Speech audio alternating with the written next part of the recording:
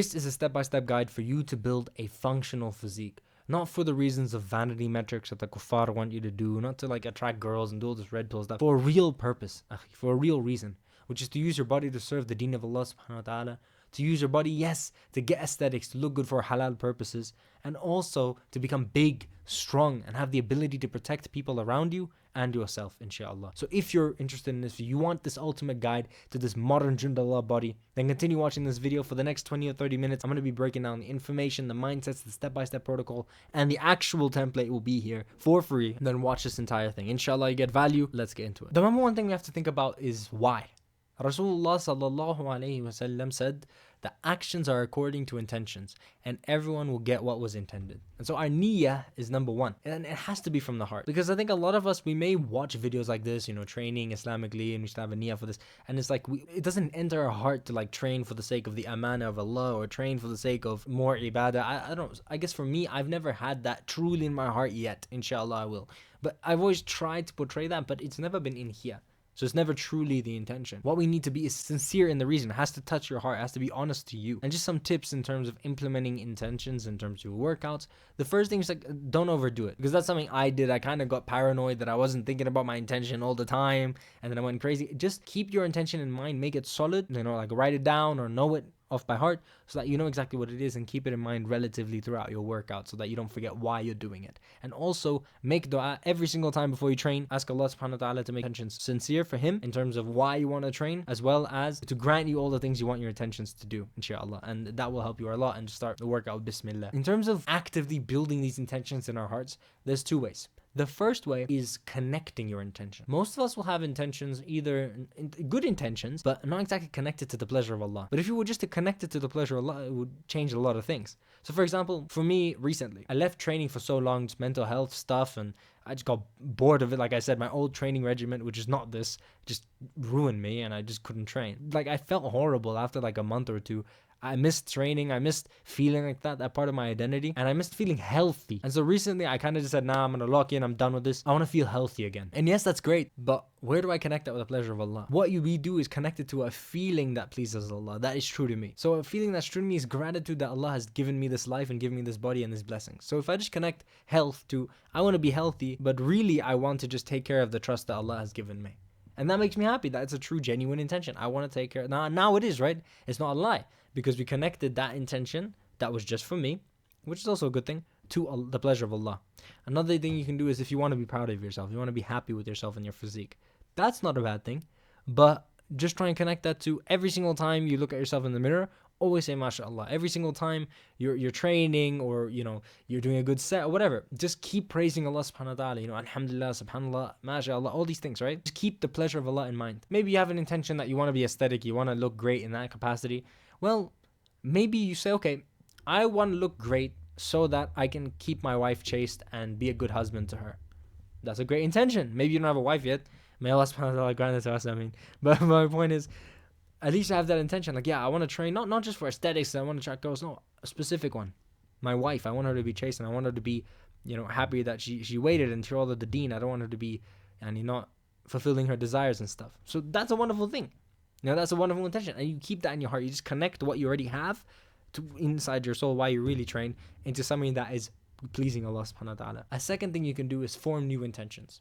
So one of the biggest intentions I'm working on for myself, and you can look at it for yourself as well, wanting to use my body to be a source of izzah or honor to the Muslims. So I think one of the people who've done this greatest in terms of modern day is Habib. It actually goes down to what he actually said. Like, we as Muslims are the billboards of Islam. We represent Islam, especially if you're a practicing brother, you got your beard, you are representing Islam. Whether people want to say it or not, if you go against the haqq in front of people, you're representing it.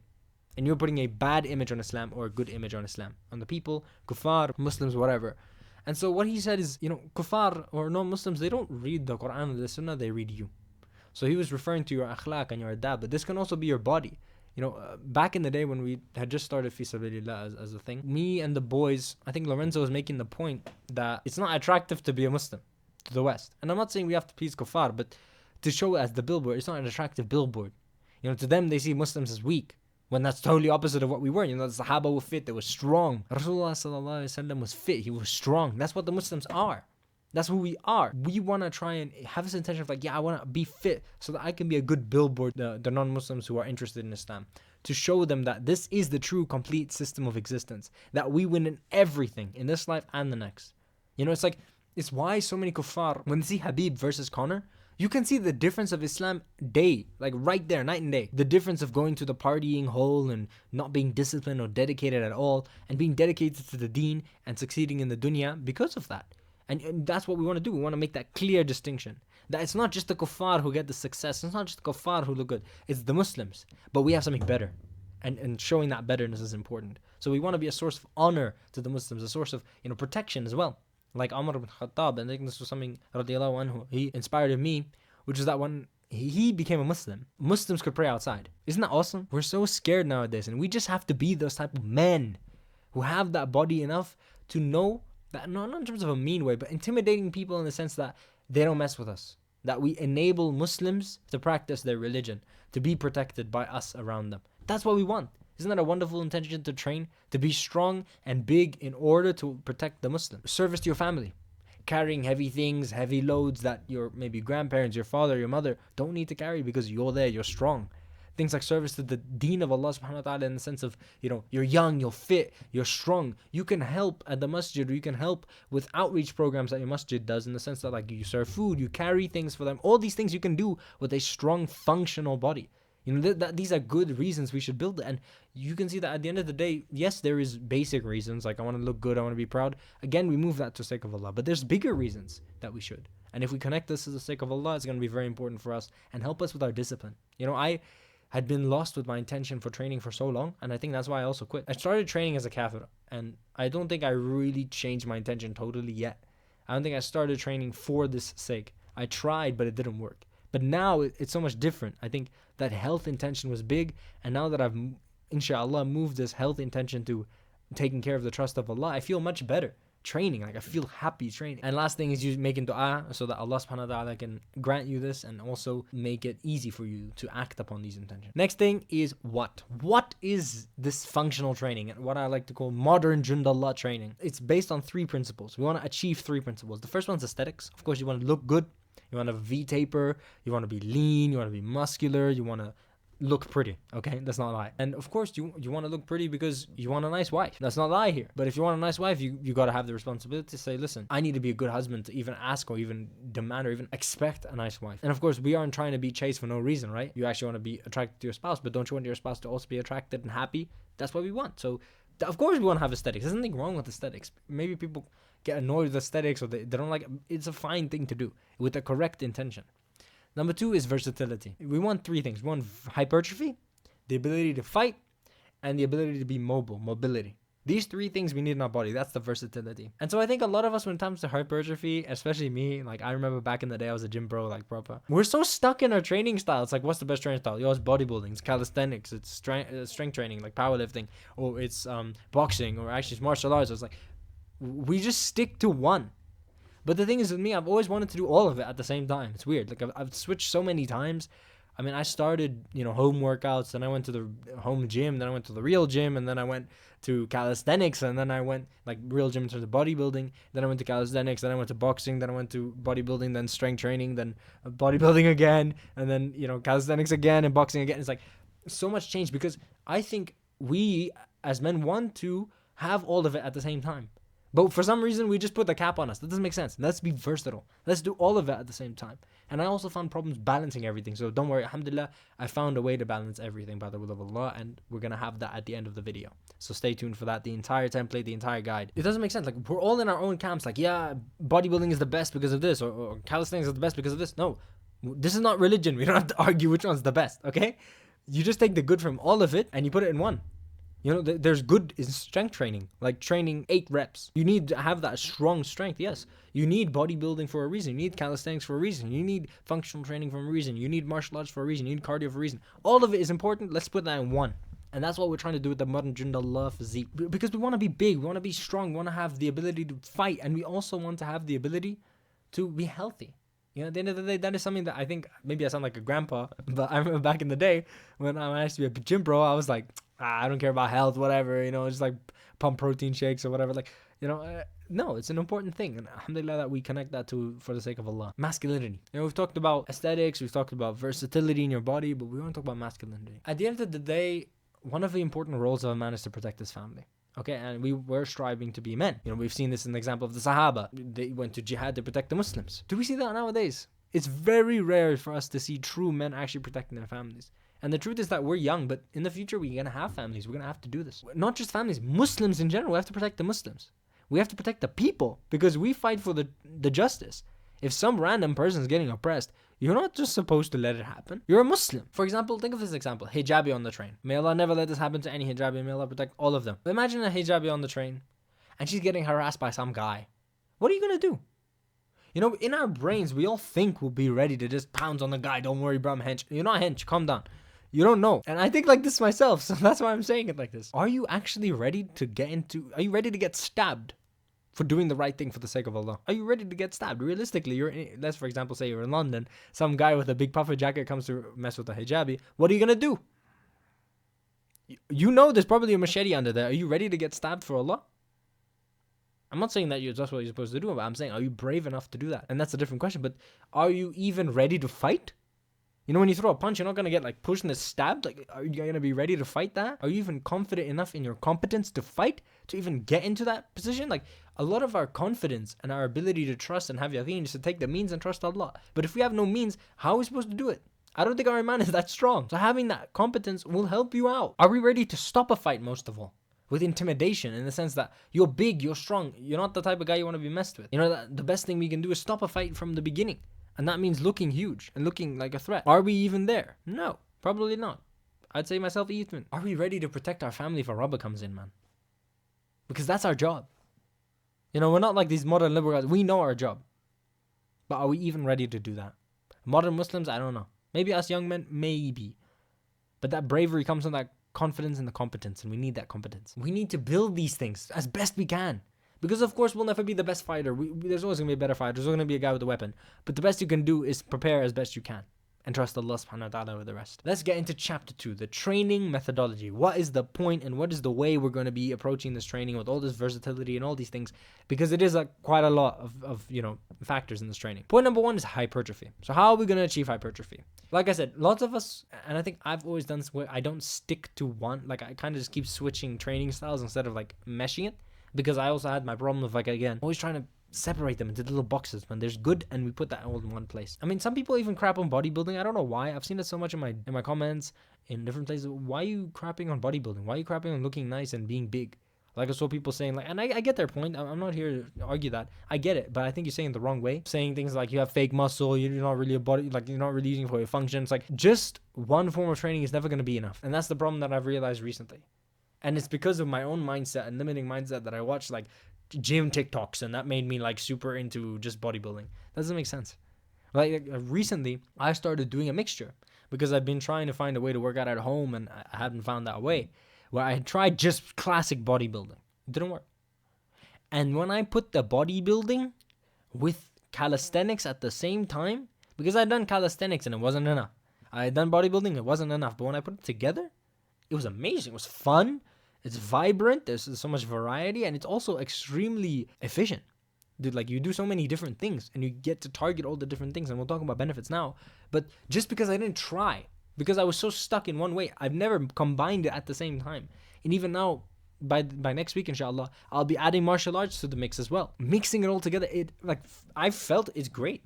So let's not stick into one way. We need to have hypertrophy from both calisthenics and bodybuilding exercises, with machines, with free weights, with everything, even bands, man, all of it. What's going to be happening is that we're going to use the bodybuilding for the good that it has, to be strong, to look big, to have that hypertrophy that we need, but we're also going to have the mobility with compound exercises, with calisthenics exercises, and building that functional strength in both sides, right? Because I've always been the type of person who, yes, I have strong lat pull down, but I can't do a pull-up as much, right? I want to do both.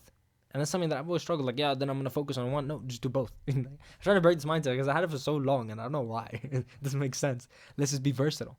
And then people are like, I want hybrid training. It's like, Why are you sticking yourself in that box, bro? Just put all of it. Like, I don't know why we've never done that. We want a balance of the movements of calisthenics and bodybuilding, and that's what's going to consist of our training. We're going to do both at the same time. But okay, what are the benefits of this? Number one, it's not boring. I've always been so bored. After like a few months of bodybuilding, you just like, it's the same workout. Like, I'm tired of walking in, pumping iron, walking out. Like, it's not that fun because it's the same stuff. Same thing with calisthenics. It happened to me. I got bored. Then I wanted to do boxing. Then I got bored. And then because it's not variety. Also, you have a good amount of hypertrophy because you have variety. Because one thing that I think I messed up with was, number one, I trained 3 days a week instead of 6. And number two, but even then that's not that bad. I had a lot of split sets. But I also had no variety with my training. I had the same exercises all the time. But with calisthenics, you open up a whole new world. You know, gym rings, pull-up bars. You got your whole body weight. You got backpacks. You got all these different things that you can just combine to make it more fun, to make it more versatile, and also shock the body more. You can also have a strength increase in all aspects of training and all aspects of your body because, like we said, you know, as much as there is a correlation of strength building from bodybuilding, like you are going to get stronger at lifting things, but you know, sometimes it may not translate as much, but that's why we need both, so we can translate double time in terms of the strength in different areas. But okay, number 2 is martial arts. So we talked about mobility and functionality and hypertrophy in one form of training, which is combining everything, combining functional training, combining calisthenics, combining bodybuilding, combining mobility exercises and compound exercises. Because again, this debate about which one's the best is useless. Just do all of it. And the next thing is number 2, martial arts. So I've also had this problem with martial arts where everyone's like, what's the best martial arts to start? Oh, it's kickboxing, it's boxing. I also asked people this, and I even got told, I don't know who told me, like my good friend, he's a Catholic, but he's a good friend of mine. He's super on, like, you know, he's basically David Goggins, bro. And he basically said, like, start MMA. Or don't choose BJJ. I was like, do I do BJJ? Do I do boxing? Do I kickboxing? Like, so much martial arts. Just do MMA. And I never thought about that. I was just like, yeah, MMA is not that great. I'm going to not specialize. But it's like, well, yeah, but at least you learn all of it, right? I'm always messed up with my mindset. But okay, do all of it. Go all in. All in on MMA. But I know you're concerned. Don't come on, Akhi, you can't think that I forgot this. Habibi, I know hitting the face is a problem.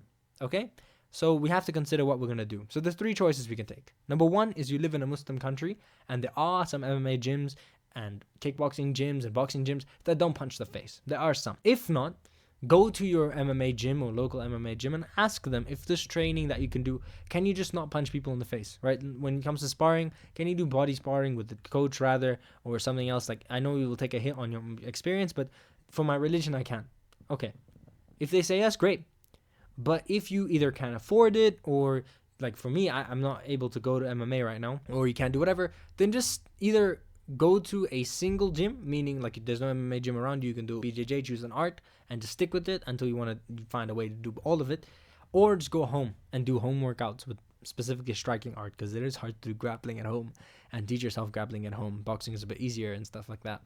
But okay, that's the 3 ways you can do it, right? You have to do it at home. So yeah, inshallah, you get the first way, but if not, you'll find a bit. Best case scenario, you can do MMA easy, right? If you're debating which one you want to start, if you're already doing kickboxing, just go straight into MMA, go all in, okay? Because number 1 benefit, you would dedicate so much more time and commit it to MMA as a sport. Because as much as it's nice to specialize, in my head and what I've been asking people, it's like, you're still a beginner, right? Isn't it good to just get everything right done and you can commit for like 10 years? Because I also was going to be crazy and be like, yeah, I specialize in this and then that art and that art. Like, no, you got to do everything all the time.